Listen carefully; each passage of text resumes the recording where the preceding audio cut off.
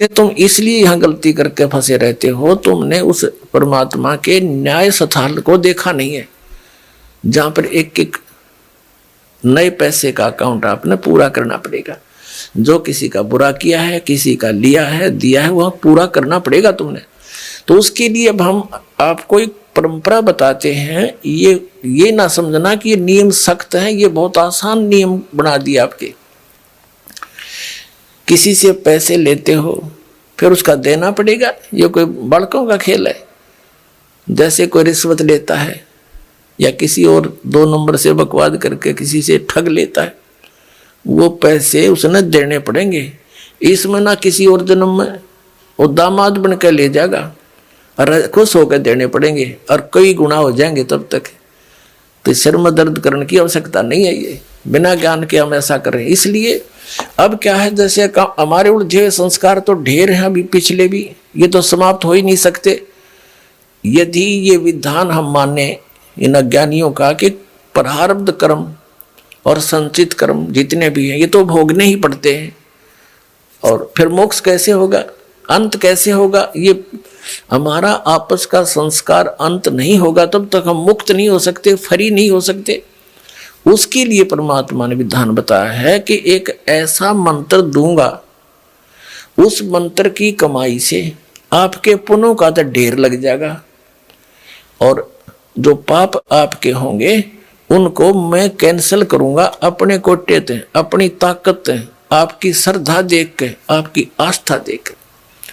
कहते हैं जब ही सतनाम हृदय धरो भयो पाप को नाश, और जैसे चिंगारी अग्नि की वही पड़े पुराने घास। तो 1000 टन सूखा घास पड़ा हो और उसमें एक माचिस की सीख जला कर लगा दे, सारे को फूंक करके ढेर बना देगी, राख बना देगी, और चलेगी तेज हवा उसको उठाओगे कहीं की कहीं फेंक का होगी, फील्ड क्लियर हो जाएगा।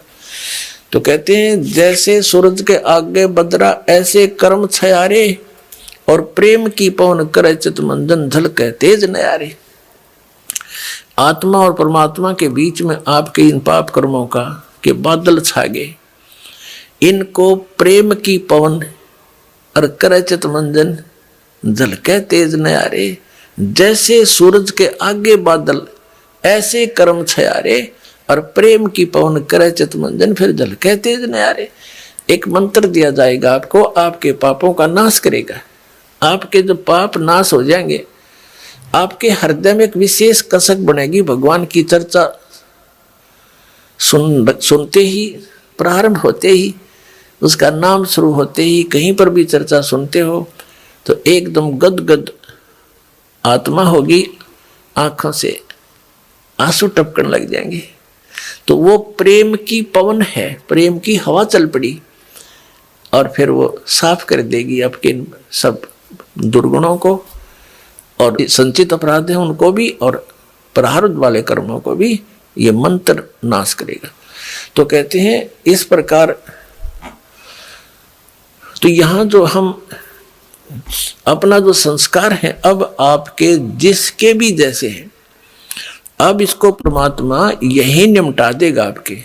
जैसे अब हम करने परमात्मा के आदेश से होगा बच्चों, जीव के बस का नहीं है। कबीर भगवान की रजा बिना ना तो समाज सुधार हो सकता। ये समाज सुधार का ठेकेदार बताया करते, समाज सुधारक देखा करते, मैं ऋषि दानंद जैसे, उन जैसा विकारी प्राणी नहीं था, और उनसे आशा करते थे कि वो समाज सुधार करेंगे। भांग वो पीता था, तम्बाकू सूंगा तम्बाकू खावे और हुक्का पीवे, नंगा रहे, अबरक भस्म खावे और चाय पीवे 150-100 वर्ष पहले। तो कहने का भाव ये है किसी जीव का दोष नहीं, यू काल किसी के पंजे नहीं टेकने देता। ऋषि में ऋषि फेल कर दिए। विश्वामित्र जैसे राजा था, विश्वामित्र राज त्याग के जंगल में जा बैठा, घोर तपस्या करने, रास्ता था नहीं इनके पास, परमात्मा का साथ नहीं, काल इसके इनके इर्द गिर्द रहता है, इनकी बकवाद को तुरंत खराब करने के लिए साधना कर रहा था। ऊपर तो एक उर्वशी भेज दी औरत खूबसूरत, वह वहाँ इधर उधर बैठ कर लगी अदाएं करने। विश्वामित्र छोड़ दिया सारा, भक्ति भक्ति उसका पीछे हो लिया। एक लड़की को जन्म देकर पटक कर उसके बारने आ गए। 6 महीने की होली जब पकड़ ऋषि तेरे लड़की को, और अब तेरा और मेरा इतना मती से काम आई थी। बता, मन के मारे बन गए बनता मस्ती, माँ कह कबीर के करूँ यो बनता माने ना। जंगल में टिंडे लेने गया था घर छोड़ कर, और यो काम करना था। अकल है तो यू काल ना टिकन देता। ये जीव के बस की बात नहीं, ये तो परमात्मा साथ रहेगा, काल को दूर रखेगा, दुर्बुद्धि से बचाएगा। ऐसे ही इन महर्षियों ने कोशिश की समाज सुधारण की, लेकिन खुद ना सुधर सके और उनके खाक सुधारेंगे, तो इनके बस की बात नहीं थी। ये काल इतना प्रबल है। ये तो कहते हैं काल डरे करतार से, जय जय जय जगदीश, ये जोरा जोड़ी जाड़ता पगरज डार सी से। कहते हैं काल डरे करतार से और जय जय जय जगदीश, और जोरा यानी मौत परमात्मा के जूते साफ करती है, और पगरज डारे शीश, कबीर परमात्मा के आगे कहते हैं ये मौत और ये काल है, उसके आगे करबद्ध हाथ जोड़कर खड़ा रहता है।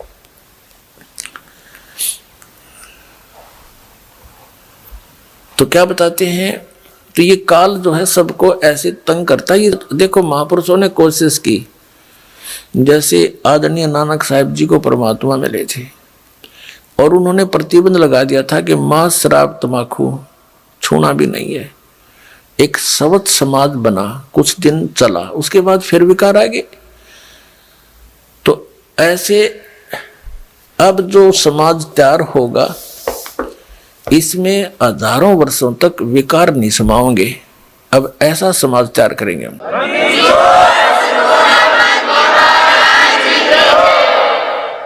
बीड़ी, मांस, तम्बाकू, शराब, सुल्फा, बुकी, ये जो बुराइयां हैं ये समाज से ग्रहण की और काल ने लगवाई, क्योंकि इसने करवाना है ये ऐसा कर्म अपना टेस्ट बनाने के लिए।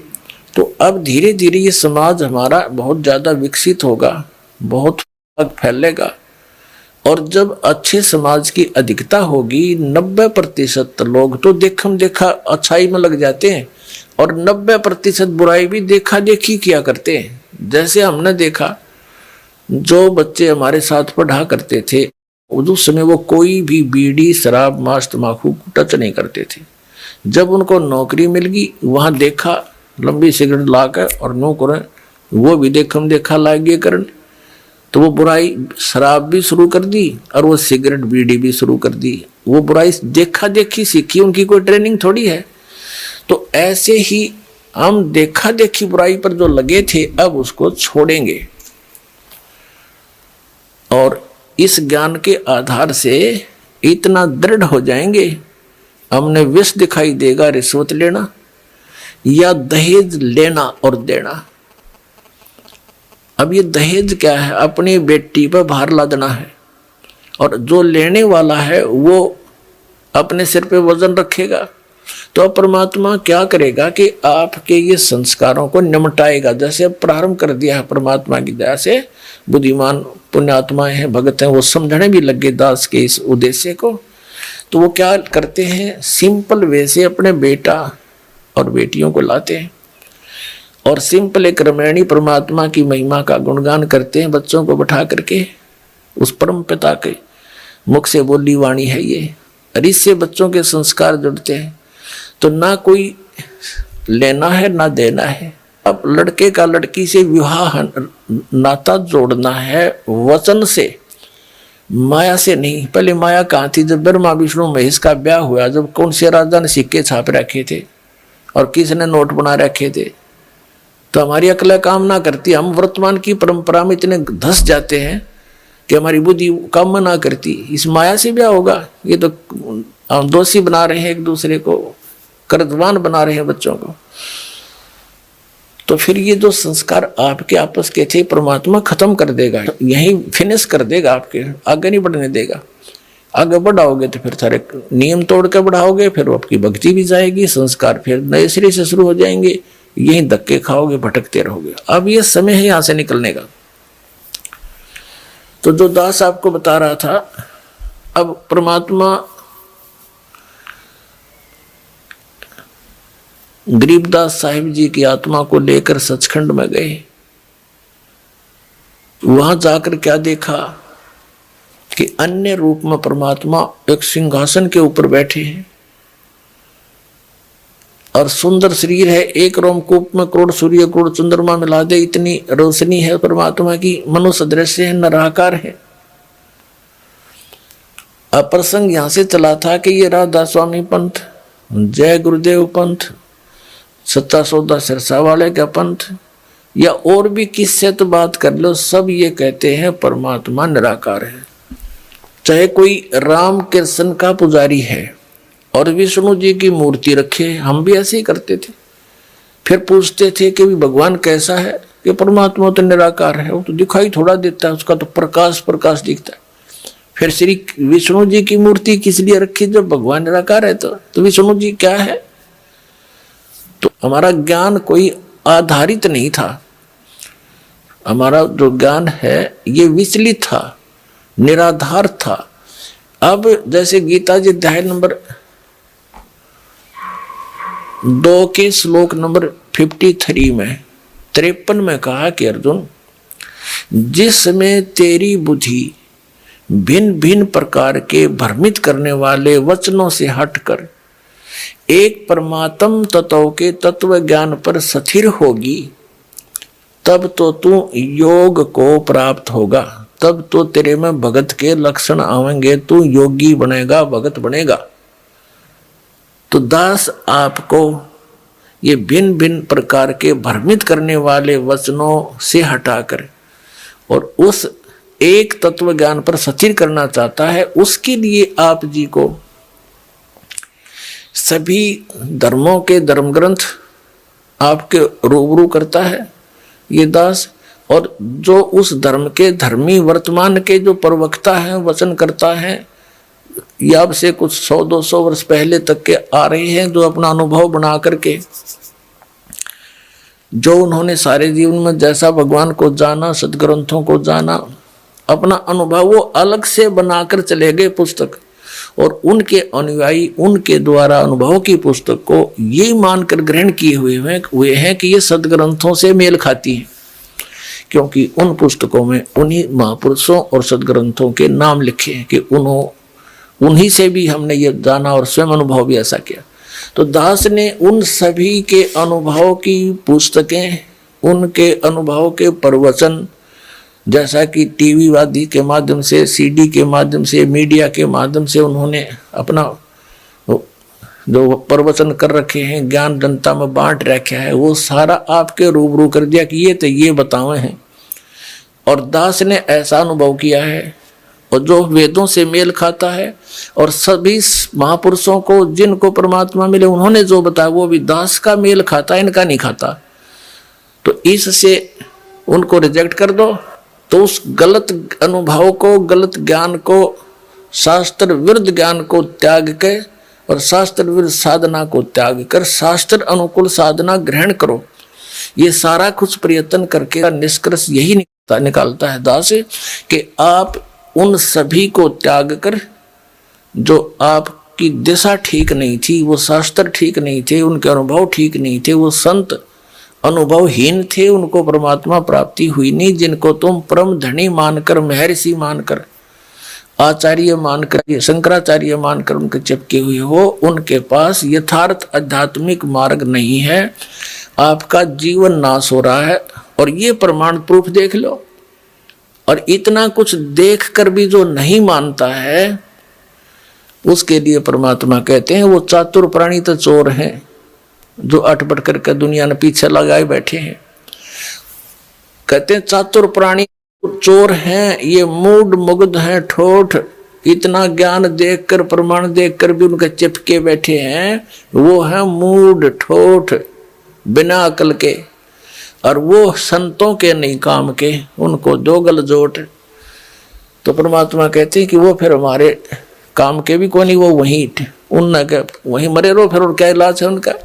इतने प्रमाण देखकर और फिर विष खाने की तैयारी में, तो या तो वो नशे में है या कति मूढ़मती। फिर क्या बताते हैं कि जानबूझ साची तो जय, एक भक्त ने अपने गुरु को कहा कि गुरुदेव आप संत हैं और संत वही हो जो सच्ची बोले। पहले तो उसने उसको तैयार किया नो विवश करने को कि ये कदे अटपट ना कर जा। और भगत भगवान के मार्ग में झूठ बोलो, भगत कैसा? कहाँ बेटा बच्चा ऐसा ही है कि आप अपनी आत्मा से बताइए जो पुस्तक ये मैंने पढ़ी है और ये आपके अनुभव के विपरीत है, या सच्ची है या झूठी। तो उसने कहा भाई तेरे को सच्ची लगती होगी तू ग्रहण कर ले, मैं तुझे बाधा थोड़ा ही कर रहा हूं, मुझे तो अच्छी लगती नहीं। तो उनको कहते हैं जानबूझ साची तजे और करे झूठ ते ने ताकि संगत है प्रभु सोपन में बना दे। इसे दुष्ट के दर्शन भी नहीं करे, सपने में भी जानबूझ कर। किस लिए? सिर्फ अपनी वो मेहनता ही ना छूटे, और कल गदा बनेगा वह मेहनता ही वहां छूटेगी, फिर मारेगा कड़म लठ कुमार डायमंड का बोरा कमर पर होगा। तो हमने जो भी संत महंत आचार्य ऋषि महर्षि शंकराचार्य संत हैं, ये सभी परमात्मा के लिए ही निकले हैं। अभी तक तो चलो जैसा भी हम धोखे में थे, संत भी थे और भगत भी थे। अब इस दास ने कति क्लियर कर दिया। अब इन संत महंतों ने या तो ये बताना चाहिए कि रामपाल झूठ बोल रहे हैं, एक पॉइंट गलत सिद्ध कर दो मेरा, और नहीं तो अपना कल्याण कराओ। आओ मान बढ़ाई क्या है इसमें?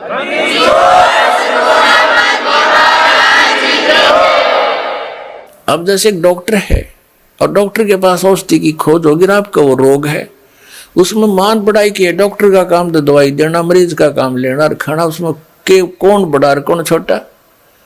डॉक्टर डॉक्टर ही है, दवाई उसने देनी है क्योंकि उसको वह मिल गई है।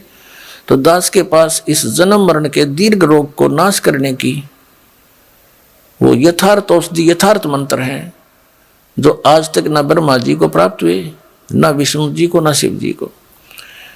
वो दास के पास उपलब्ध।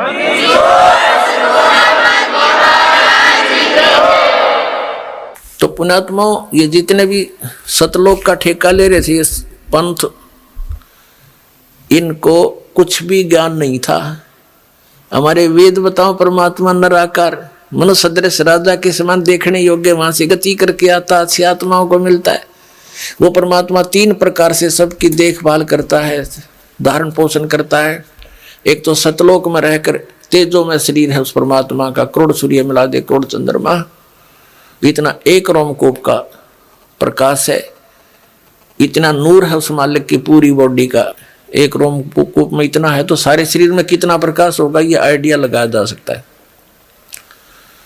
और दूसरी सतीथि में वो आते हैं, प्रत्येक युग में एक शिशु रूप धारण करते हैं, और कमल के फूल पर कोई रेत नहीं होता, गारा चिपकी नहीं होती, इसके स्वच्छ होता है, और उस पर शिशु रूप धारण करके, एक बालक का रूप धारण करके, नवजात शिशु का, उस पर विराजमान हो जाते हैं। जल के अंदर कमल के फूल होते हैं, तो नारायण जल के ऊपर आके निवास करने के कारण परमात्मा को नारायण कहने लगे। ये नारायण की जो परिभाषा है, ये उपमा कबीर परमेश्वर सत्य पुरुष के ऊपर है, लेकिन हम अन्य को भी फिर नारायण कहने लगे। जैसे भगवान विष्णु शेष नाग पर लेट गए समुद्र में, तो उसको नारायण कहने लगे। ये भी नारायण है, लेकिन रियल नारायण कोई वो कबीर साहब है। जैसे एक डिप्टी कमिश्नर भी साहब कहलाता है, एक कमिश्नर भी साहब कहलाता है, मंत्री को भी साहब कहते हैं, और मुख्यमंत्री भी साहब कहलाता है, प्रधानमंत्री भी साहब है, राष्ट्रपति भी साहब है। तो कहने का भाव ये है कि साहब तो सारे हैं, परंतु इन साहबों में अंतर बहुत है। और वास्तव में साहब तो हमारे राष्ट्रपति और उसके बाद प्रधानमंत्री ही साहब असलियत है, तो बाकी उनके अनुचर हैं, उनके सहयोगी हैं, ये समझ लो। तो वास्तव में एक ही है नारायण, तो कबीर भगवान सतपुरुष। तो ये दूसरी प्रकार की जो सतीथि परमात्मा शरीर की धारण करते हैं, नवजात शिशु रूप धारण करते हैं, और कमल के फूल पर विराजमान होते हैं। कमल का फूल सरोवर में होता है, वहां से निसंतान दंपति उठा लाते हैं, धीरे धीरे जब परमात्मा बड़े होने लगते हैं तो वो दूध नहीं पीते यहाँ का, ना कुछ आहार करते हैं। तो उसके लिए परमात्मा को कंवारी गायें दूध देने लगती हैं उस मालिक के आशीर्वाद से। और उन कंवारी गौओं से उस शिशु रूपधारी परमात्मा के बचपन की परवरिश की लीला उन कंवारी गायों के दूध से होती है। वो ऐसी लीला करते ही करते हैं, और ये वेद बता रहे हैं। तो ऐसी लीला की किसने है? 600 वर्ष पहले कबीर परमेश्वर जी ने ये लीला करी थी। सतलोक से आए थे, कमल के फूल पर विराजमान हुए थे, उनका कोई माता पिता नहीं है। वहां से नीरू नीमा नाम के 2 मुसलमान दुल्हा उठा ले गए थे, पति पत्नी थे। और वहां 25 दिन उन्होंने कुछ खाया पिया नहीं। उन्होंने चिंता बनी कि बच्चा मरेगा। तो परमात्मा की रजा हुई, एक साधु रूप में परमेश्वर के आदेश से एक साधु आया। वो थे भगवान शिव जी, वो पहचान नहीं सके उनको। उन्होंने बताया कि कुंवारी कबीर परमात्मा को गोदी में लिया शिव जी ने संत रूप में। तो परमात्मा बोले थे कि इनको कहो, नवजात शिशु 25 दिन के बालक बोल रहे हैं कि महाराज जी इनको कह दो एक कुंवारी गाय ले आवे और उसको वो दूध देगी, आप थपकी लगा देना, उसके कमर पर आशीर्वाद देना। ऐसा ही किया गया। वो कुंवारी गाय दूध देने लगी। कबीर परमात्मा पिया करते थे। ऋग्वेद मंडल नंबर 9 सूक्त नंबर 1 मंत्र नंबर 8 और 9 में यह सतिथि बताई है कि सर्व उत्पादक प्रभु, सब पापों का नाश करने वाला, वो 3 प्रकार से की शरीर की सतिथि से हम सबका धारण पोषण करता है। तो दूसरे प्रकार की ये सतिथि, ये नवजात शिशु रूप धारण करके आते हैं। फिर धीरे धीरे जो कुंवारी गाय के दूध से उनकी परवरिश की लीला होती है। फिर धीरे धीरे बड़े होते हैं तो छोटी उम्र में 5 वर्ष की आयु में ही बड़े बड़े विद्वानों के छक्के छुड़ा देते हैं, क्योंकि वो उपदेश करने के उद्देश्य से यथार्थ ज्ञान देने के लिए ही आते हैं। 600 वर्ष पहले परमात्मा आए थे, 120 वर्ष तक ये रहे और ये लीला करके चले गए थे। ये तत्व ज्ञान का प्रचार कर गए थे। और आदरणीय धर्मदास साहिब जी ने लिपिबद्ध करके कबीर वाणी, कबीर सागर, कबीर बीजक ये ग्रंथ बनाए थे। वो आज दास के पास उपलब्ध हैं। उनके रहस्य को भी परमात्मा ने दास को ही समझाया है। ये कबीर पंथी जो पहले वाले नहीं समझ सके, जिस कारण से ये गलत नाम जाप करते रहे। सतनाम का इनको पता नहीं, वो 2 अक्षर का नाम है। तो सभी कुछ भूला हुआ था। तो तीसरी जो सतिथि है उनके शरीर की, तीसरी है वो कहीं भी आ जाते हैं, साधु संत रूप में प्रकट हो जाते हैं। ऋषि, जैसे पहले ऋषि परंपराएं थी सतयुग त्रेता द्वापर तक, तो ऋषि रूप में आते थे, ऋषि कहलाते थे। सतयुग में सतसुकृत ऋषि, त्रेता में मुनिंद्र ऋषि, द्वापर में करुणा में ऋषि, और कलयुग में संत मता चलाया परमात्मा ने। तो कलयुग में कबीर संत, कबीर जी को कवि भी कहा करते थे। ऋग्वेद मंडल नंबर 9 सूक्त नंबर 96 96 के मंत्र 16 से 20 तक की समस्या हल कर रखी है, स्पष्ट कर रखा है कि हे परमात्मा, आप अपना गुप्त जो नाम है रहस्य वाला वो बताओ। तो 17वें श्लोक में बताया है कि वो कबीर देव है उसका नाम, और कवियों की तरह आचरण करता है। उस तत्व ज्ञान को कवित्व से, यानी पद्य भाग में बोल बोल के लोकोक्तियों के माध्यम से उच्चारण करता है, जिस कारण से वो एक प्रसिद्ध कवियों की भी उपाधि प्राप्त करता है। लेकिन वो होता है कबीर देव भगवान, वो अमर पुरुष होता है, सतपुरुष होता है। और वो सतलोक में रहता है, तीसरे भाग में, तीसरे लोक में, मुक्ति धाम में विराजमान है, सतलोक में। वहां से गति करके आता है। वही परमात्मा ऊपर से, सतलोक से ऊपर 4था लोक है, उसमें भी विराजमान है। और जहां से सब की उत्पत्ति हुई है वो मूल स्थान है अकह लोक। और वो परमात्मा ऐसे आता है जैसे मनुष्य सुंदर शरीर धारण कर लेता है, ऐसे मनुष्य जैसा शरीर यानी वस्त्र धारण कर लेता है, ऐसे वो परमात्मा अन्य रूप बना करके यहाँ आता है। तो ये लीलाएं की किसी ने, कबीर परमेश्वर ने। तो सच, अब जैसे कलयुग के अंदर उस एक महात्मा रूप बनाकर, संत रूप बनाकर आए, जिंदा महात्मा का, तो किन किन को मिले? आदरणीय धर्मदास साहिब जी को मथुरा में जिंदा रूप में, जिंदा वेश में, साधु के वेश में। आदरणीय मुल्कदास साहिब जी को, आदरणीय नानक साहिब जी को बेई नदी में जिंदा महात्मा के रूप में मिले, बेई नदी पर। और उनको गुप्त करके दरिया में डुबोने का बहाना करके और सचखंड लेकर गए। आदरणीय दादू साहिब जी को, आदरणीय गरीबदास साहिब जी गांव छुरानी जिला झज्जर वाले को, आदरणीय गीसा दास साहिब जी को गांव खेकड़ा जिला मेरठ उत्तर प्रदेश वाले को।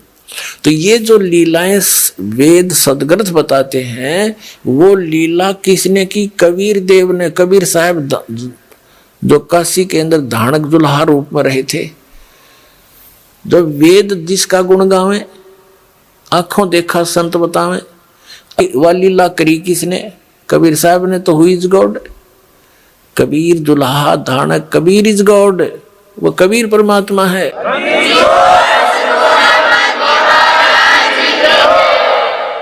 जो प्रसंग चल रहा था कि नकली पंथों ने जो काल के चलाए हुए हैं, कभी काल ने कहा था 12 पंथ करूं मैं साजा, नाम तुम्हारा ले करूं आवाजा।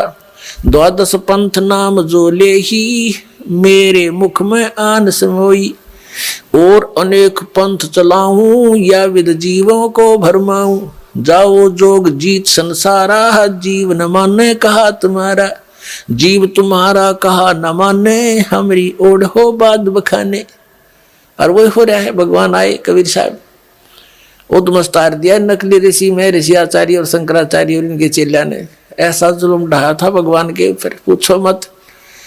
अगर वो कहानी आपको सुनाने लग जाए तो आंखों से आंसू नहीं सूखे। दास की तो सूखती नहीं, क्योंकि इसे परिचित हो गया, क्योंकि उस संघर्ष से दास भी आगे बढ़ रहा है, उसी में से गुजर रहा है। तो क्योंकि उसमें जनता अशिक्षित थी, श्रद्धालु अशिक्षित थे। एक संस्कृत भाषा के जानने वालों को महर्षि और महापुरुष की पदवी दे दी गई थी हमारे द्वारा। अब परमात्मा ने पहले यह दया बख्शी कि अपने बच्चों को अक्षर ज्ञान कराया, और अब वो तत्व ज्ञान जो भगवान ने 600 वर्ष पहले बोला था, दास ने उन सदग्रंथों से मेल करके दिखा दिया कि जिसको ये अनपढ़ अशिक्षित कहा करते थे। एक जुल्हा धानक कवि मान के जिसकी फाइल बंद कर रखी थी, वो पूर्ण परमात्मा है। 600 वर्ष पहले वेद और गीता और शास्त्रों वाला ज्ञान उन्होंने वर्बली बोल रखा है। धर्मदास जी ने लिख रखा है सिंपल लैंग्वेज में, और वही वेद पुराण गीता बताते हैं। तो कौन है भगवान? तुम संस्कृत के जानने वालों को आज तक नहीं पता है गुड़ रहस्यों का, और 600 वर्ष पहले बता के गए हुए हैं। तो वो खुद परमात्मा है। ये इस चीज से भी प्रमाणित होता है। काल ने कहा था या विद जीवों को भरमाऊं, जो परमेश्वर ने कहा था कि काल जब 5500 वर्ष बीत जाएंगे कलयुग, तब मैं तेरे साथ मिलाऊंगा दोबारा आकर के। अभी तो मैं कुछ कहता नहीं, इतना कर ले तार ले, उद्मस्त ने जो तारना है। परमात्मा को पता था कि सतयुग त्रेता द्वापर में ये प्राणी दुखी ना होते, और जब तक ये दुखी नहीं हो लेता, इसके हर तरह से संसारिक जो सारे हैं वो समाप्त नहीं हो जाते, तब तक ये भगवान को मान नहीं सकता। अब जैसे सतयुग के अंदर पुण्यकर्मी प्राणी जन्म लेते हैं, लाख वर्ष की आयु होती है मनुष्य की, और सब हरे भरे सब फलदार वृक्ष लदपद रहते हैं, सभी झाड़ी झंखाड़ भी फलों से। और जो पुण्यकर्मी प्राणी है वो भक्ति से ही तो पुण्यकर्मी बने हैं, साधनाओं से।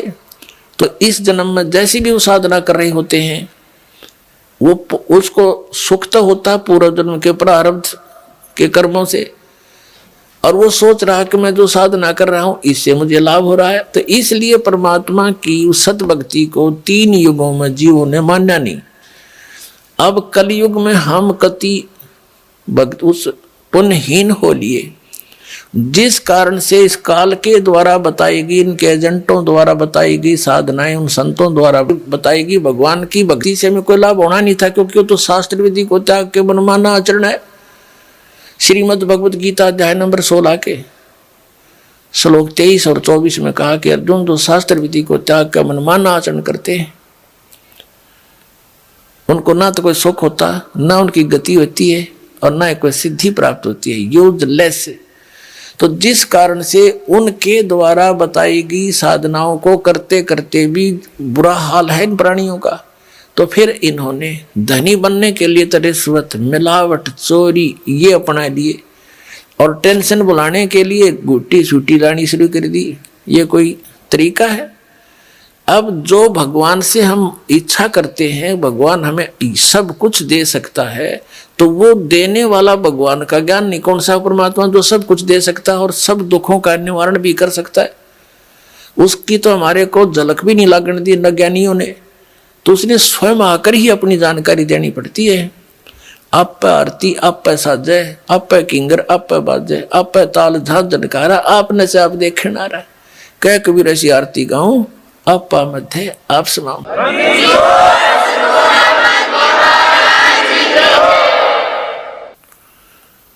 तो उस परमेश्वर ने आकर के स्वयं जानकारी दी, आपको शिक्षित किया। पुण्यात्माओं, इस शिक्षा ने आपको दूना डबोया है, आपको इतना कंडम कर दिया। थोड़ी सी शिक्षा पाके कोई अफसर बन गया, उसमें अभिमान का अंत नहीं। मंत्री बन जाए, एमएलए बन जाए, पूछो ना के बन गया, और मुख्यमंत्री बन गया, या कोई अन्य शिक्षा ग्रहण करके अप टू डेट बन के और पता नहीं क्या बन जाता है। तो ये अभिमान आ गया हमारे अंदर, श्रद्धा खत्म होगी, आतिथ्य गया हमारे से, यानी हम चतुर बन गए, कपटी बन गए, माया माया जोड़ में दिन रात स्कीम बनाए जाए।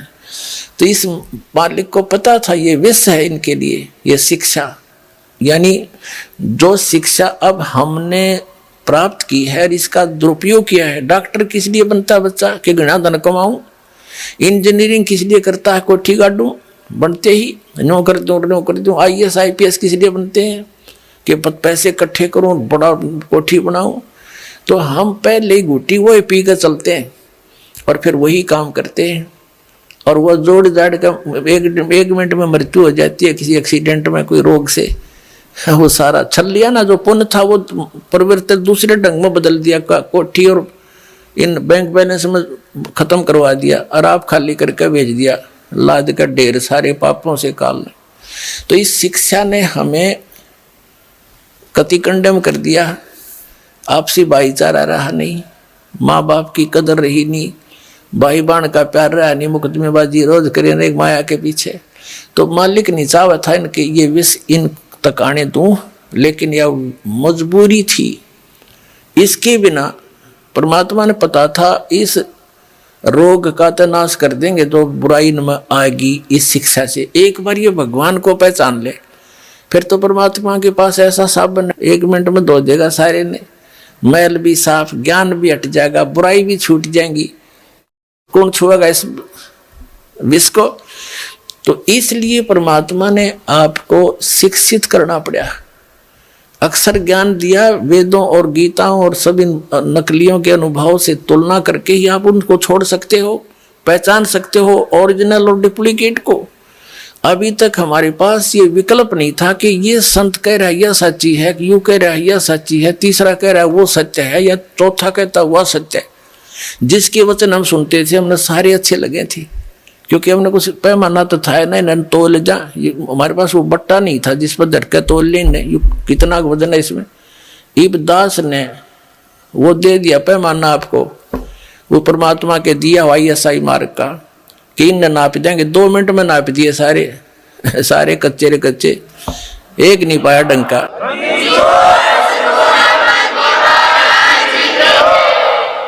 तो विश्व के वर्तमान के कोई भी संत शास्त्र अनुकूल साधक नहीं है, ना उनके अनुयायी है। तो दास की प्रार्थना यही है कि वो संत भी इस बात पर विचार करें, इसको मान बढ़ाई ना अड़ावें, अपना जीवन नाश ना करें। और ये तो इस मार्ग ने तो वो रोक के नहीं सकते, या तो भूल जाना।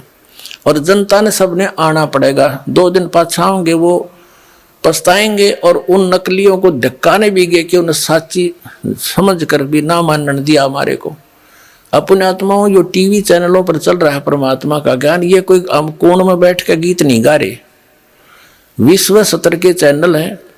और एक चैनल पर कहीं पर भी कोई छोटी सी कोई सूचना आ जाती है तो पूरे विश्व में फैल जाती है। और इसने 3-4 वर्ष हो गए परमात्मा के ज्ञान को चलते को, और कोई बोल के दिखाओ ज्ञान में, वो बकवाद तो करो कैसी, पर ज्ञान को कंडम करके दिखा दो एक भी पॉइंट परमात्मा के जो दास ने ज्ञान बताया।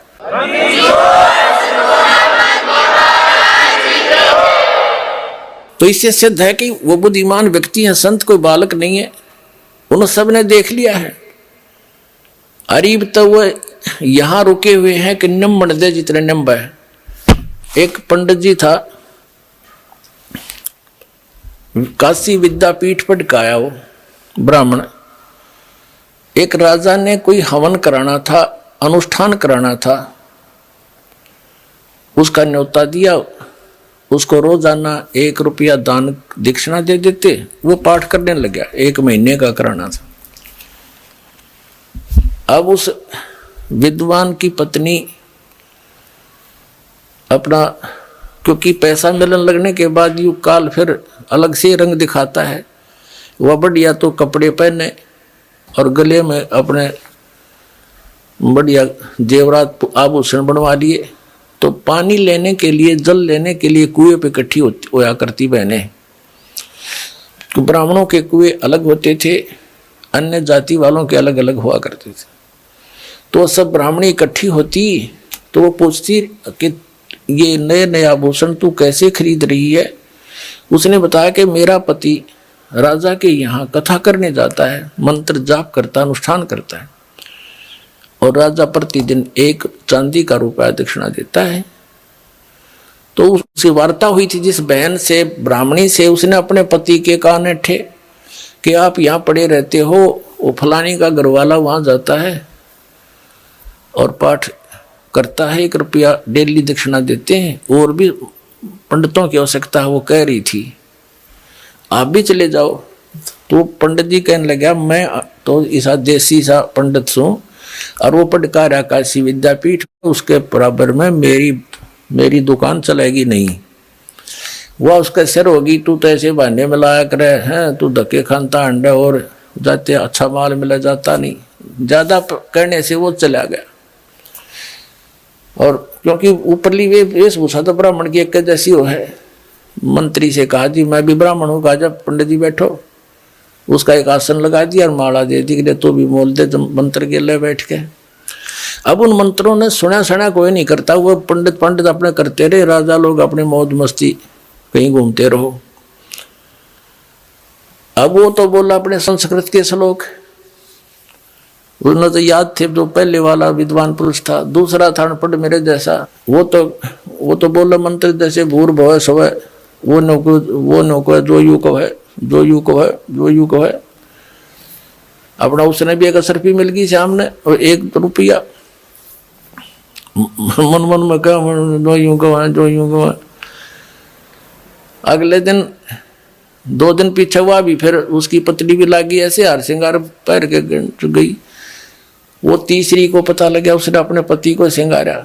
उसने भी यही प्रार्थना की कि वो तो विद्वान है, दूसरा भी मेरे से कुछ ज्यादा ही जानता है, पर मेरी बात बने नहीं। ज्यादा कहने से वो भी चला गया। अब वो जो विद्वान था वो तो अपने बोल ही रहा था, उसने उधर ध्यान नहीं उनका, ये क्या बोलना, ठीक है ब्राह्मणों के बोलते रहेंगे अपने मंत्र। तो तीसरा पहुंचा, उसका भी आसन लगा दिया।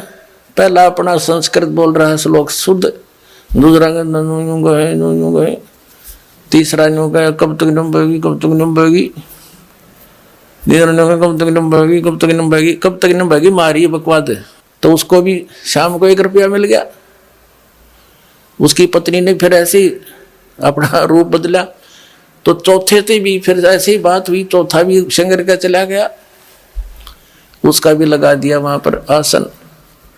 अब पहले वाला तो बोलता है शुद्ध संस्कृत के श्लोक, दूसरा कहता है तीसरा कहता कब तक नंबेगी, कब तक नंबेगी, चौथा बोला नंबर दे जब तक नंबेगी।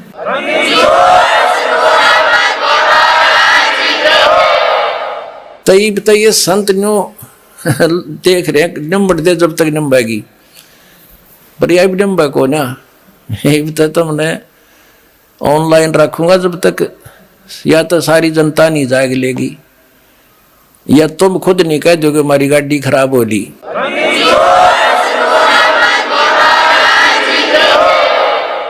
एक भक्त कह रहा था कि 2-3 प्रकार के यात्री होते हैं।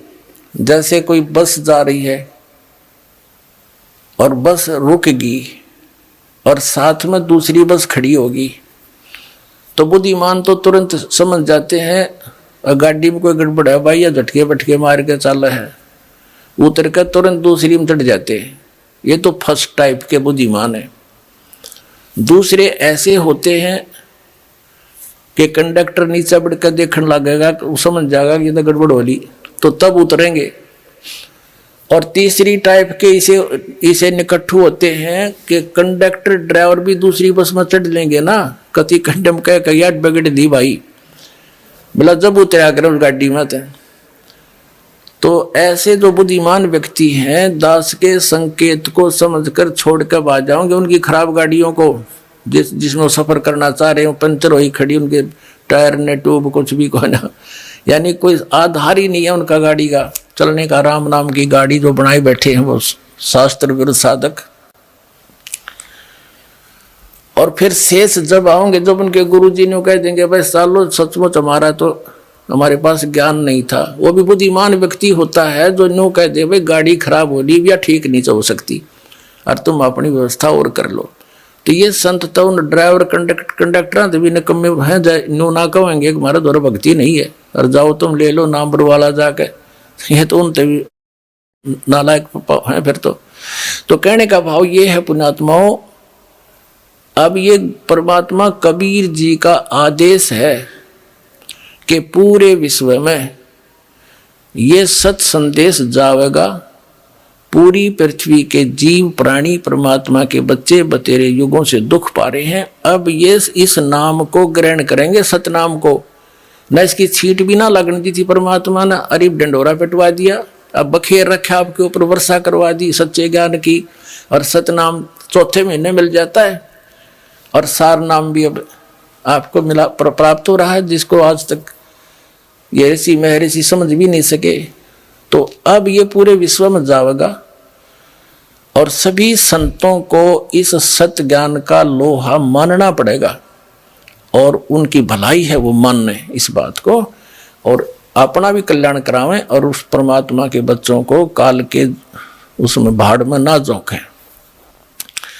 अब जो प्रसंग चल रहा था कि कबीर परमात्मा सतलोक में जिंदा महात्मा के रूप में लेकर के उस प्यारी आत्मा गरीबदास जी को लेकर पहुंचे। जब गरीबदास जी ने देखा कि एक रूप में परमात्मा सिंहासन पर बैठे हैं और वह एक चंवर रखा था, करोड़ सूर्य करोड़ चंद्रमा मिला दे ऐसा उनका एक रोमकूप का प्रकाश मनुष्य सदृश है, सिर पर मुकुट ऊपर छत्र है।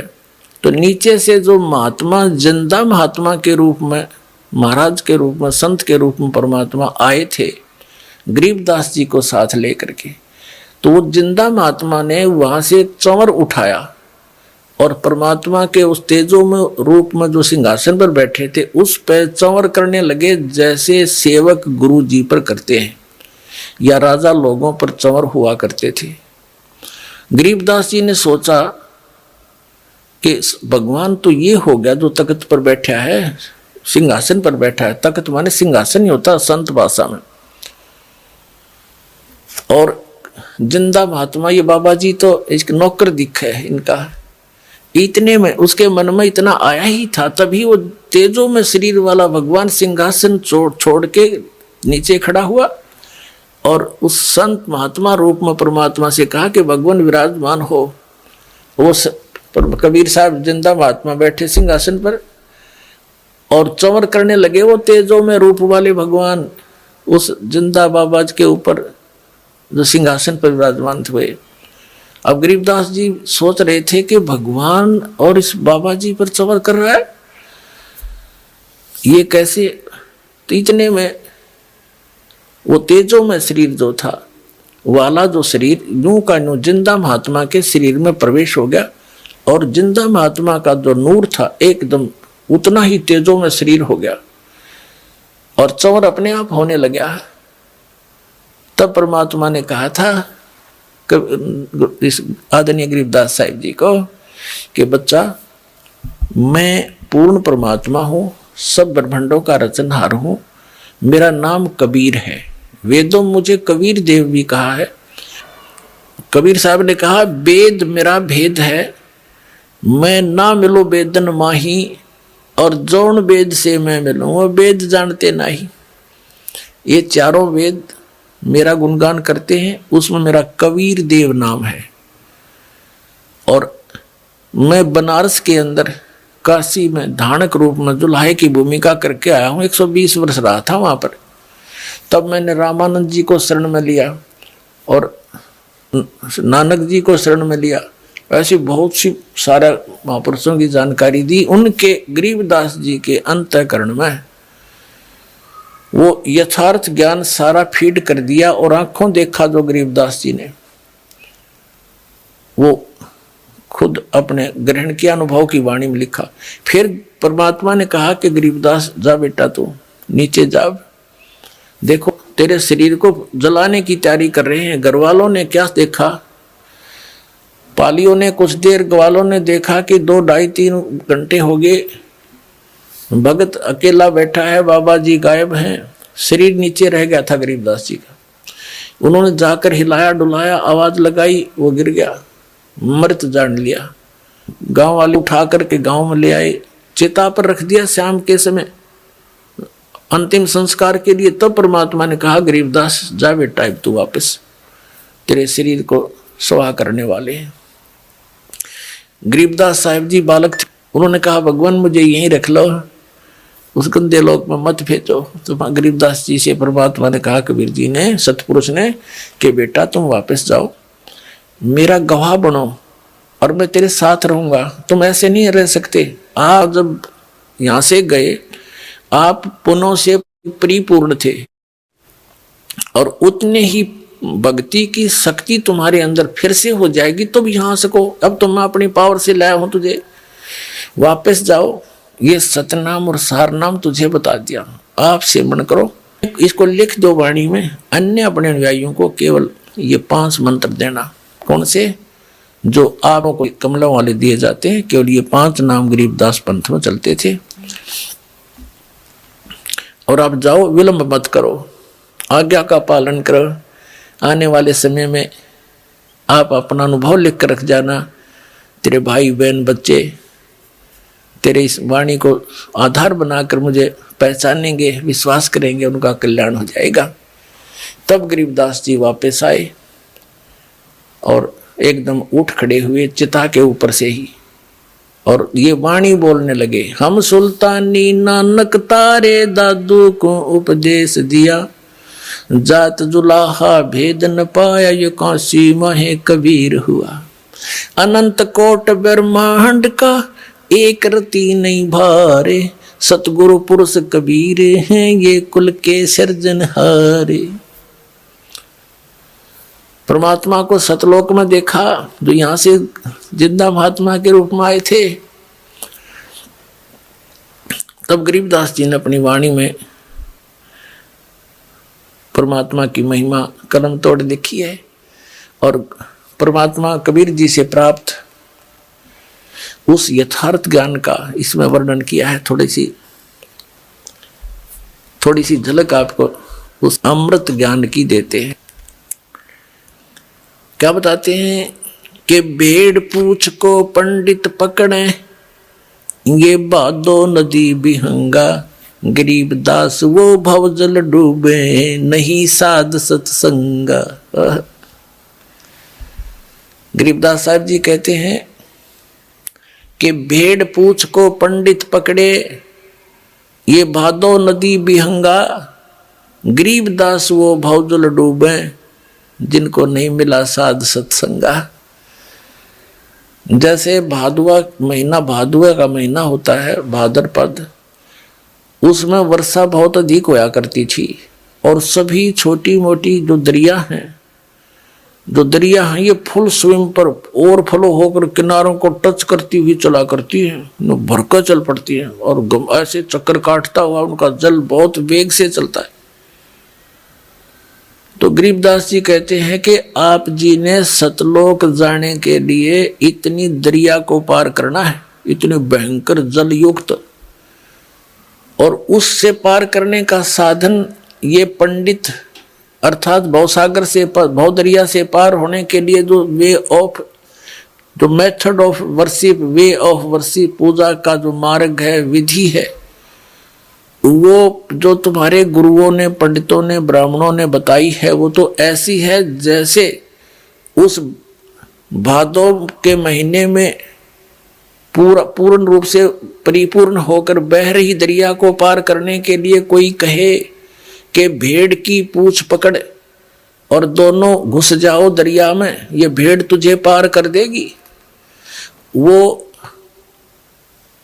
स्वस्थ विधि नहीं है, वो तो डुबोने वाली है। नौका, उसके लिए नौका चाहिए, अच्छा उसका खेवट चाहिए, ताकि वो भंवरों से बचा करके और दरिया से पार कर सके।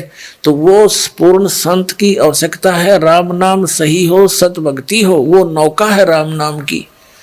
तो कहते हैं भेड़ पूछ को पंडित पकड़े, ये भादो नदी बिहंगा, गरीब दास व भवजल डूबे, जिनको नहीं साध सत्संगा। फिर बताते हैं मन मान सरोवर गंगरे, जहां से बिछड़ा वहां मिलाऊं, तुम सुनो शब्द पर संगरे। मन मान सरोवर गंगरे, जहां का बिछड़ा तहां मिलाऊं, तुम सुनो शब्द पर संगरे। गरीबदास साहिब जी कहते हैं कि मन, ये मान सरोवर गंगरे, सतलोक जो है वो असली स्थान है तेरा, और जहां से तू बिछड़ा है तुझे वही मिला दूं।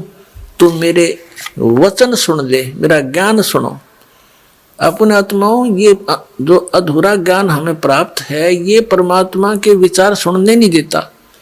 जैसे एक बहन कह रही थी कि किसी परमात्मा की बेटी ने यहाँ से उपदेश प्राप्त, बहन ने अपनी सहेली से कहा कि इस समय टीवी पे हमारे गुरु जी का प्रोग्राम आता है, वो देखना। तो उसने अपनी सहेली के कहने से टीवी ऑन किया, और उस समय उसका दुर्भाग्य था और ज्ञान का अभाव। उसने क्या सुना कि तीन देव की जो करते भक्ति, उनकी कदे ना होवे मुक्ति।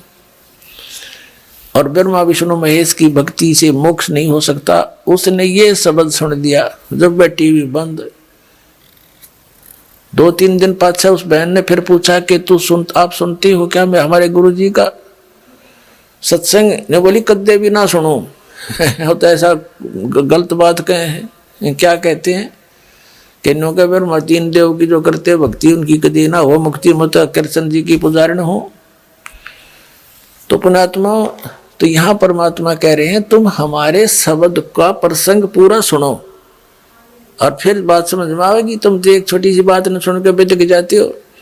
गहराई से सुनो। क्यों कहा है इसने? इतने दिन हो गए, आज से पहले कोई कह के दिखाता कि इनकी भक्ति ना करना सरेआम। ये जो राधा स्वामी धन सतगुरु वाले हैं, इन्होंने खुल कर कुछ नहीं बताया। आप अपनी बताएंगे, लोग उनके पीछे लगेंगे। और दास ने तो सबके इतिहास दिखाए हैं कि ये नहीं करना, ये नहीं करना, ये करना, बस। और प्रमाण दिया है कि ये कहीं प्रमाण ही नहीं है इनकी भक्ति करने का। तो यहाँ परमात्मा कह रहे हैं गरीबदास साहिब जी, मन मान सरोवर गंगरे, जहाँ का बिछड़ा तहाँ मिलाऊं, सुनो शब्द पर संगरे।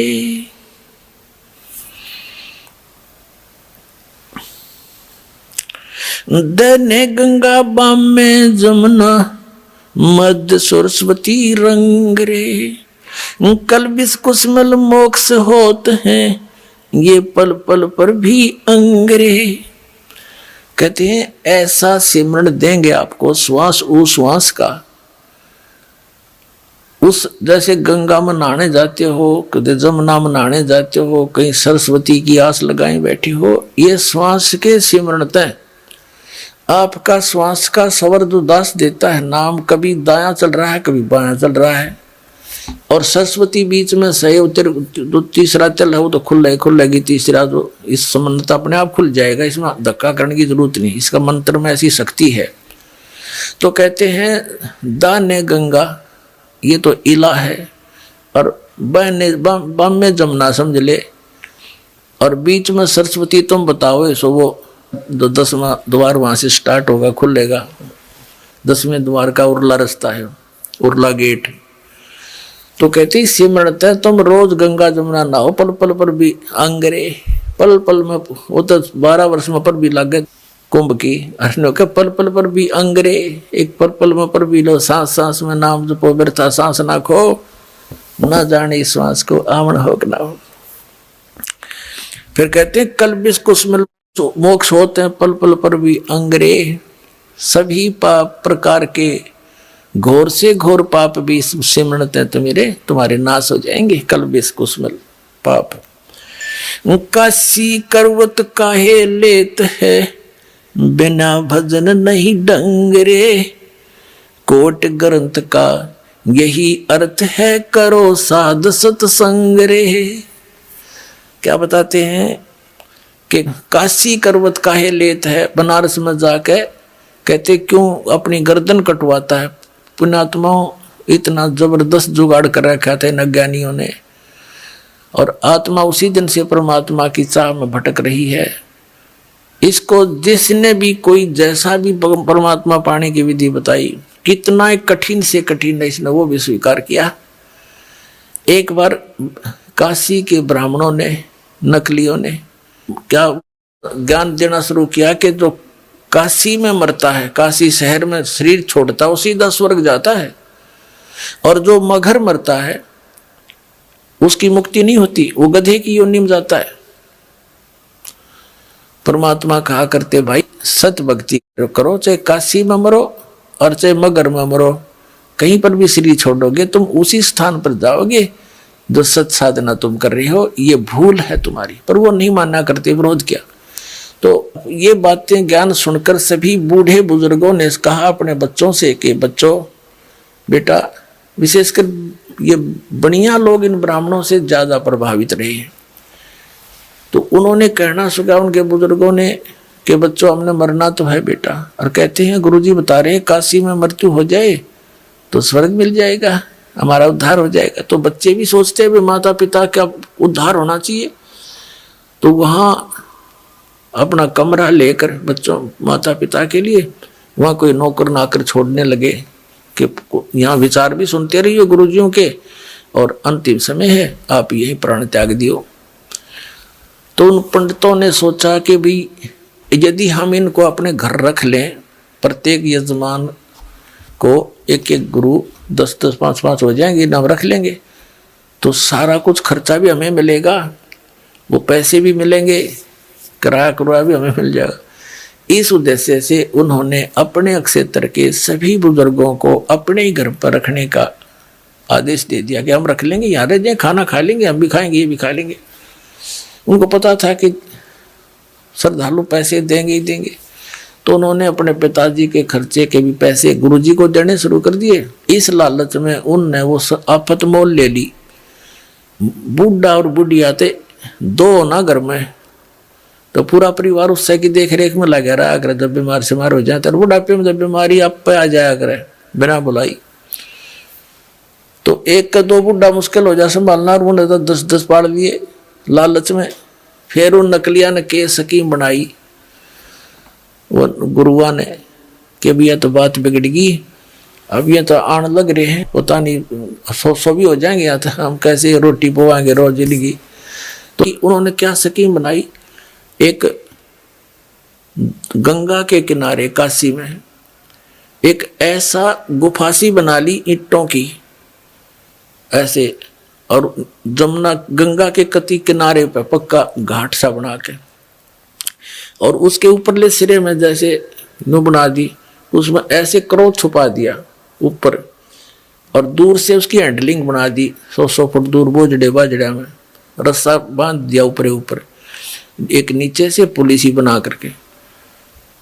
तो सब उन्हें फिर एक अफवाह फैला दी कि जो शीघ्र स्वर्ग जाना चाहता है उसके लिए परमात्मा की तरफ से एक क्रोत आता है। क्रोत जैसे आपने देखा होगा लकड़ चीरने के आरी सी हुआ कर, लंबा, बहुत लंबा होता है, 2 तरफ से पकड़ के चलाते हैं उसको ऐसे ऐसे। वो क्रोत आता है, जो उससे गर्दन कटवा लेगा उसको शीघ्र मोक्ष प्राप्त हो जाए, स्वर्ग प्राप्ति हो जाएगी। अब बूढ़े, क्योंकि ज्ञान सुन सुनकर भगवान की आत्मा जाग तो जाती ही है कि मृत्यु तो होनी है। और फिर उनसे पूछा करते, क्या पंडित जी गुरुजी कोई दर्द होता है? क्या नहीं नहीं, भगवान के क्रोध में दर्द कैसा, पता भी नहीं लगता है। तो उन्होंने सोची रही तो बात है कोई ना, भगवान का क्रोध है। तो अब क्या किया, उसकी फीस रख दी भाई 50 रुपए का हमने पुण्यदान करना पड़ेगा, यानी 10 रुपए का पुण्यदान करना पड़ेगा जब वो क्रोध होगा। तो सबकी 10-10 रुपये फिक्स रखती। हकीम कहती टकट कट जाएगी, थारा पीछा छूटेगा और पैसे भी मिल जाएंगे। इस उद्देश्य से उन्होंने क्रोध का वो हत्था जोड़ दिया, मानस काटने का, मनुष्य काटने का कसाई वाड़ा शुरू कर दिया। और श्रद्धालुओं वो भी स्वीकार कर लिया। कति इतनी जबरदस्त श्रद्धा बन गई। अब जिसका दर्द हो उसका आसपास तक को रहने नहीं दे, वो दर्द होने का समय नहीं मिले, एकदम कड़क दे कर दे, जो कर कसाई बकरे का अटैक करे। वो बताने रहे आके मेरा दर्द होया कि ना होया। तो कहने का भाव ये है कि हमने वो भी स्वीकार कर लिया। तो यहां कहते हैं कि काशी करवत काहे ले ही, बिना भजन नहीं ढंग रे। कोट ग्रंथ का यही अर्थ है, करो साध सत्संग रे। करोड़ ग्रंथों का एक अर्थ है कि बस जैसे साध सत्संग करो, संत का संग करो, सत्संग सुनो। जैसे पवित्र श्रीमद् भगवद गीता अध्याय नंबर 4 के श्लोक नंबर 32 में कहा है कि सच्चिदानंद घन ब्रह्म ने, यानी परम अक्षर ब्रह्म ने, सत्य पुरुष ने अपने मुख कमल से कुछ ज्ञान बोला होता है। वो तत्व ज्ञान है। उसके अंदर परमात्मा के पाने की सभी धर्म कर्मों की विस्तार से व्याख्या होती है। वो तत्व ज्ञान है। चौथे अध्याय के 34वें श्लोक में कहा कि अर्जुन तू उस तत्व ज्ञान को तत्वदर्शी संतों के पास जाकर समझ। उनको दंडोत प्रणाम करने से, कपट छोड़कर नम्रता पूर्वक प्रश्न करने से वह तत्वदर्शी संत तुझे उस तत्व ज्ञान का उपदेश करेंगे। और यही यजुर्वेद अध्याय नंबर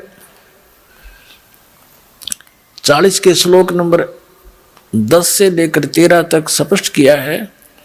विद्वान और अविद्वान किसे कहते हैं? एक भाषा को जान लेता है किसी विशेष को तो उसको तुम विद्वान कह देते हो, और जिसको अक्षर ज्ञान नहीं उसको तुम अविद्वान कहते हो। विद्वान और अविद्वान की परिभाषा भी वो तत्वदर्शी संत बताओगा। भगवान कैसा है? कोई तो उसको संभवात माने जन्म लेने वाला, कुछ असंभवात वो जन्म लेता ही नहीं, निराकार ऐसा मानते हैं। वो कैसा है ये ज्ञान भी तत्वदर्शी संत बताओगा। उसने पूछो, सुनो। और यहां गरीबदास जी कह रहे हैं, वही प्रमाण दे रहे हैं। काशी करवत काहे ले ही, बिना भजन नहीं ढंग रे। और कोटि ग्रंथ का यही अर्थ है, करो साध सत्संग रे। परम संत का संग करो। और महात्मा कबीर जी ने तो यहां तक व्याख्या करी है, अपनी महिमा आप बतावे। कबीर राम बुलावा भेजिया, दिया कबीरा रो। जो सुख है संत के संग में, वो बैकुंठ में न हो। बैकुंठ में तो वह आग लग रही है जो यहाँ पृथ्वी पर लग रही है, छोटे और बड़े की, निर्धन और धनी की।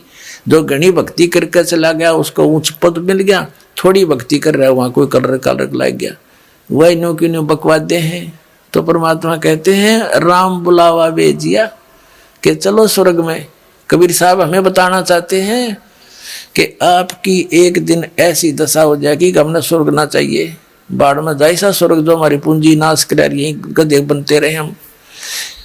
तो जो सुख है संत के संग में, साध के संग में, तत्वदर्शी संत के संग में, वो बैकुंठ में ना हो।